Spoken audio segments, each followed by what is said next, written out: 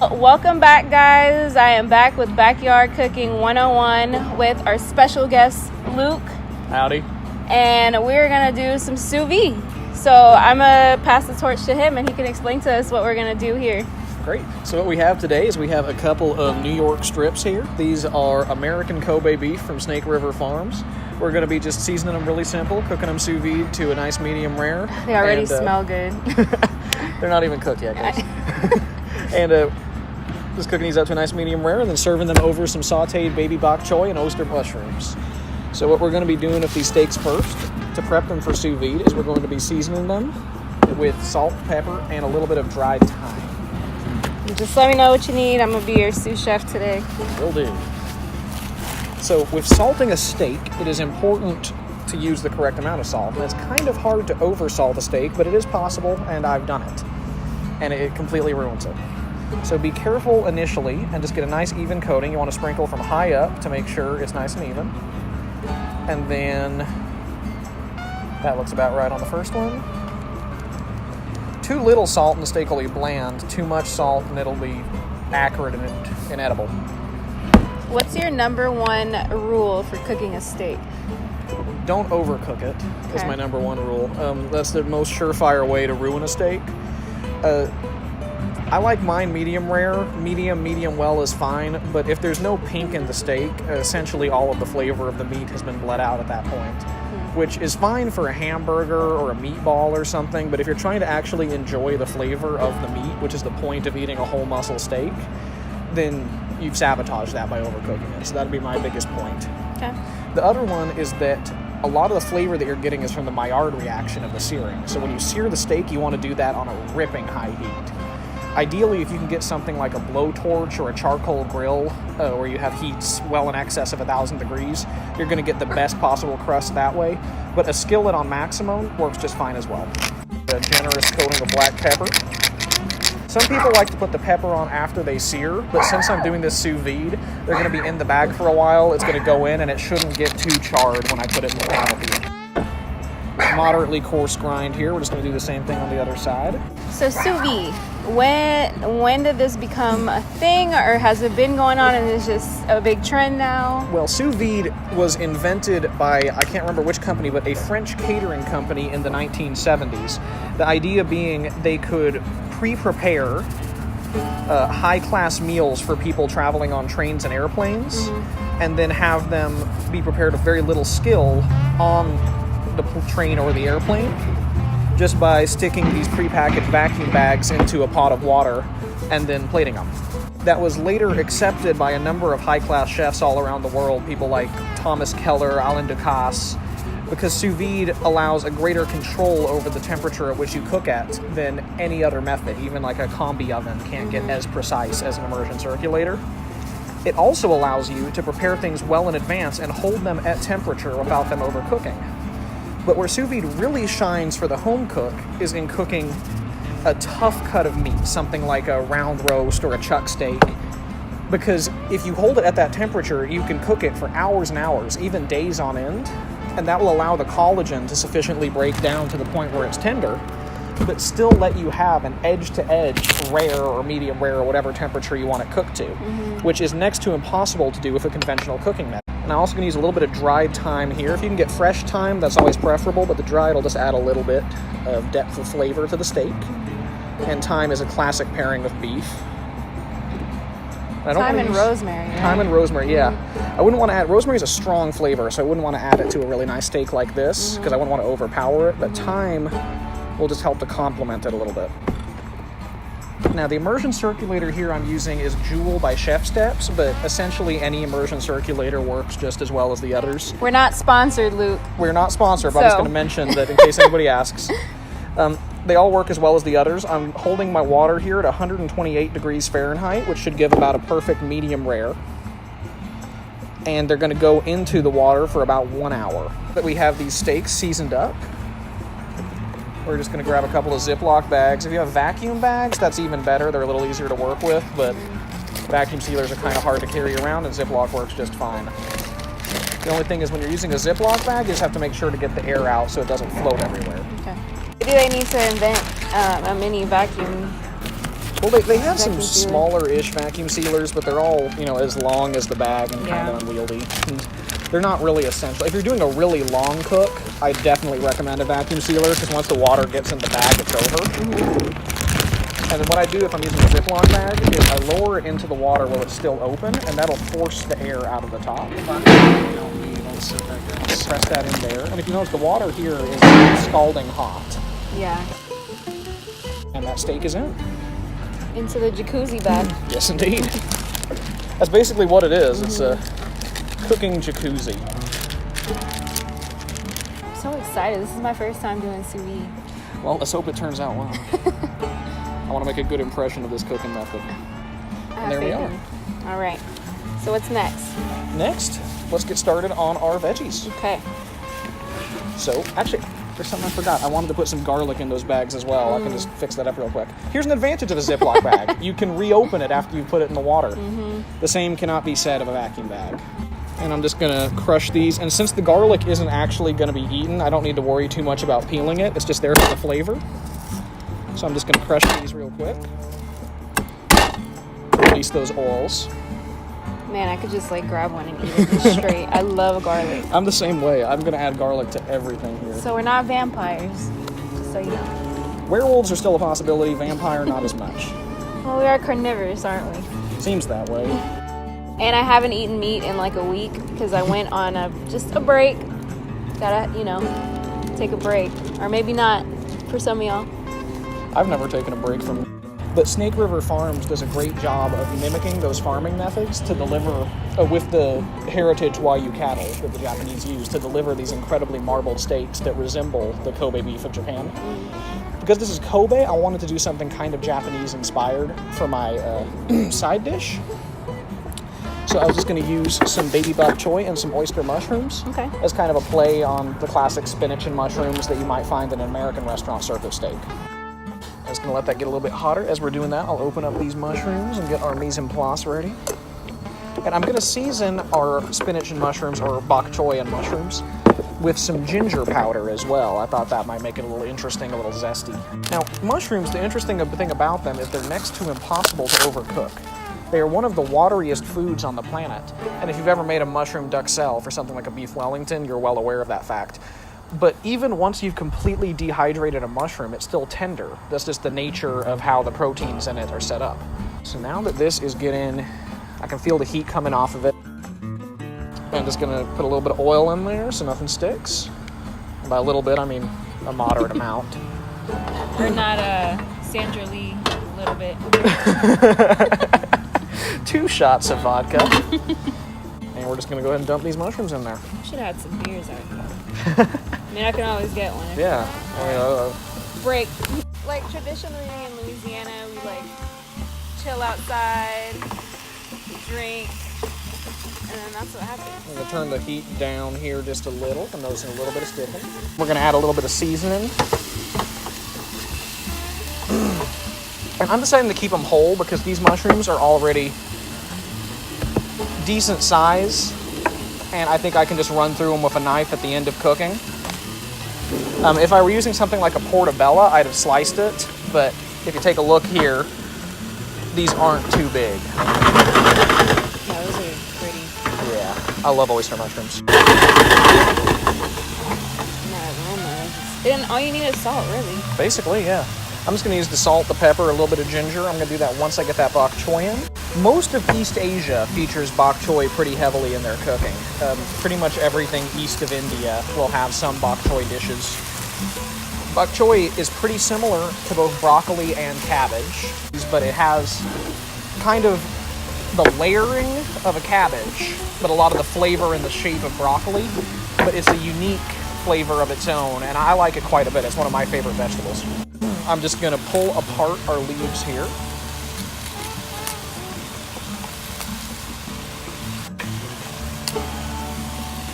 And this should make them nice and easy to move around in the pan. My little roots are hearts here. I'm going to run through with my knife.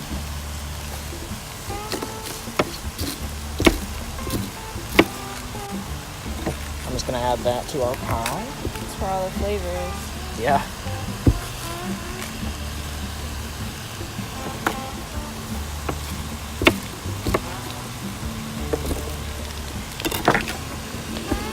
just move these mushrooms around a little bit.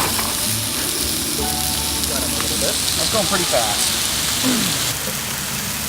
And I want a lot of the steam from the mushrooms to do the cooking. If you can eat a steak and then have a giant side of vegetables like the size of a salad, you can get a lot of nutrients in that way, and it's not hard to... And I'll start adding some seasoning. So we're going to do some black pepper over the top. You like bok choy, honey? She's like, I thought this was the steak. Some salt as well.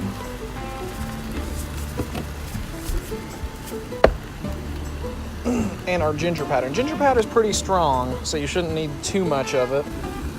I'm just going to start stirring this all together, let those flavors get to know each other. Let that bok choy cook down a little bit. We need to start inventing like someone, or Some even smell-o-vision. us. Smell-o-vision. That's exactly what I was going to say. Because I'm sick of just saying, oh, it smells good. And I'm like, y'all can't smell it, so... Well, it's better than Gordon Ramsay. So far, we've managed to avoid calling every single ingredient the most beautiful.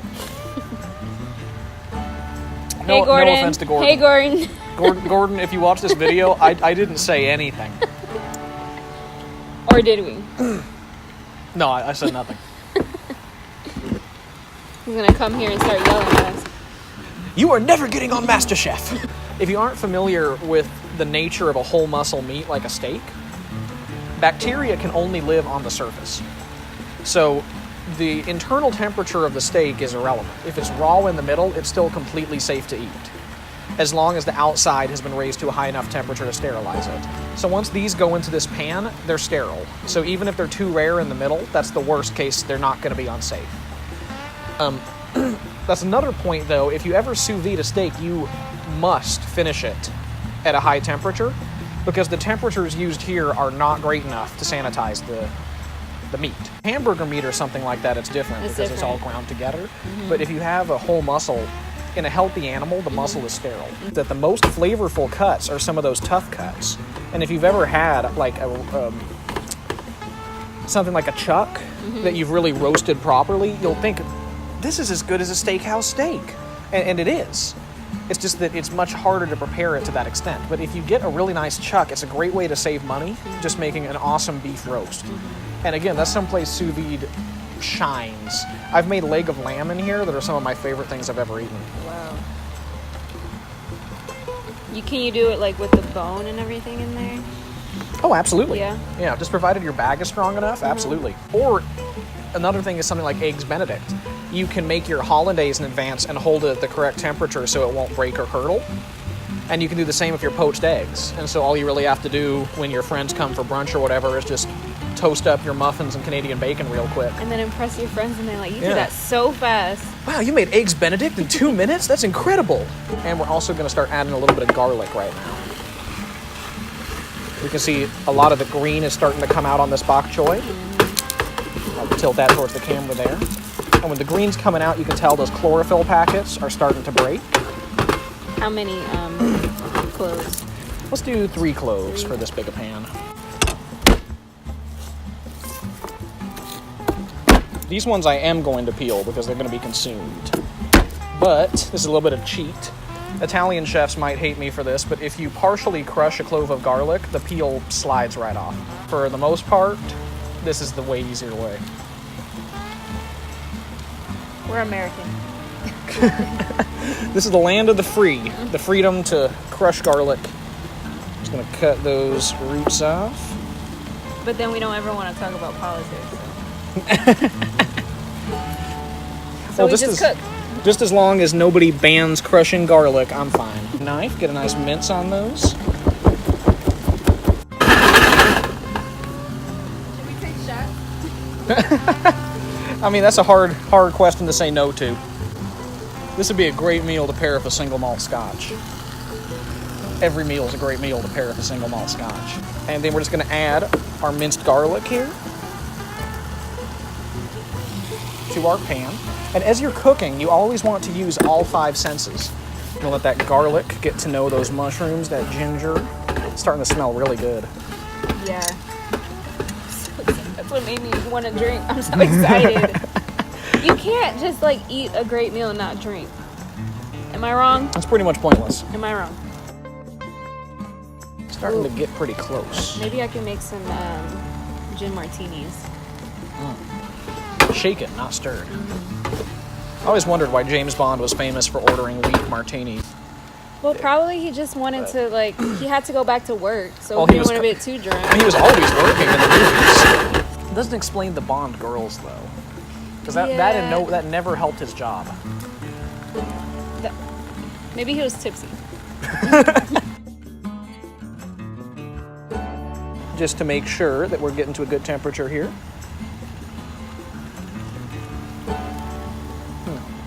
Getting close to cooked, but we need a little more salt.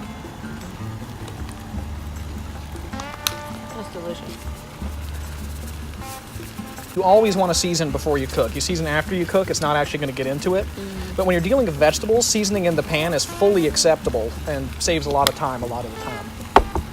Luke, you could just move in anytime. And right now the veggies are all done, we are going to plate these up. Approximately 50-50. And I'm going to go ahead and not clean the pan. It has some of that mushroom flavor getting on the steak. I don't see as that bad a thing. So we are going to light and heat up our pan again. And this time we want it to be absolutely ripping hot. All the way down to light. There we go. Just hold that on max. When you sear a steak, like I said earlier, the higher the heat, the better. The better the crust you're going to get. I'm not going to bother actually deglazing because we're not making a sauce or anything. We're going to pull our steaks out of the water bath.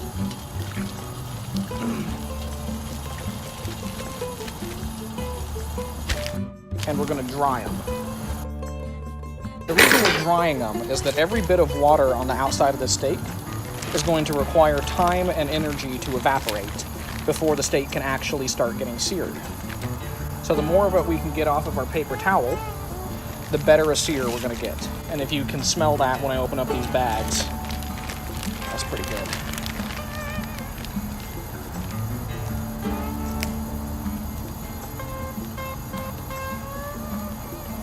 So we just want to thoroughly dry all around our steak. And all of this water that's in here is just what came out of the steak as it cooked. As you cook a protein, the constituents, the myosin and the fibrin, will contract like a muscle does when you're alive. And when it contracts, that forces the moisture out. So no matter how you cook a steak, you are always going to lose moisture. The moistest a steak will ever be is always going to be raw. Contrary to common belief, when you sear a steak, that does not lock the juices in or anything like that. Searing the steak is going to release juices, just like adding any other kind of heat. I'm going to add some oil. And you can see the way the oil moves around means that pan is ripping hot. Just drop these in there. Oh, mama. Shout out to Maddie Matheson.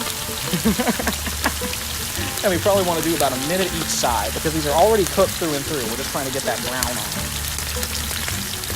And once they're in, we don't want to move that around. We have an okay sear on the first side of this one.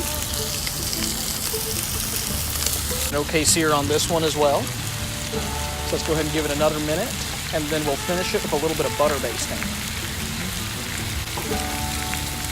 I'm going to pull out my flashlight just to make sure I get these colors accurate. Oh yeah, that's good. Oh yeah, that's perfect.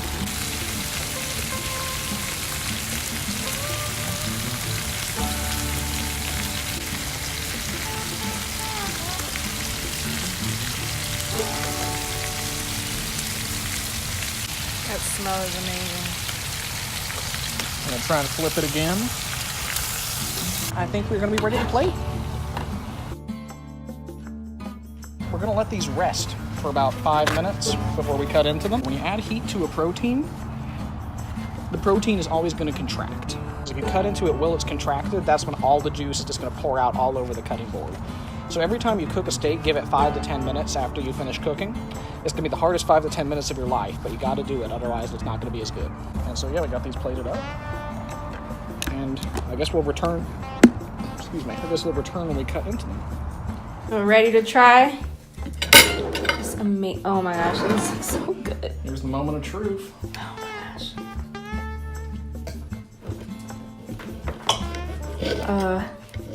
That's about right. That cut is just like butter.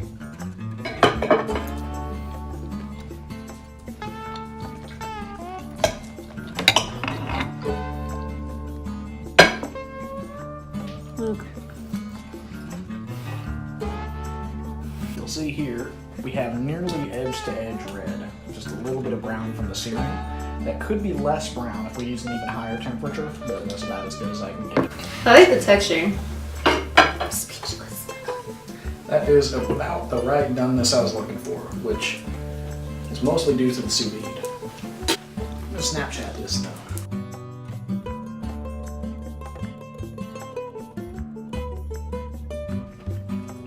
Now that turned out really well. What are you looking for? You can't have none. My favorite part is the fatty part. A lot of people will slice off the fat. I do not understand why. Same. That's where all the flavor comes from. And if you're really worried about saturated fat for heart disease, you probably shouldn't be eating a slab of cow flesh. Because cows are primarily saturated fat. Thanks so much for doing this. Of course. This is amazing.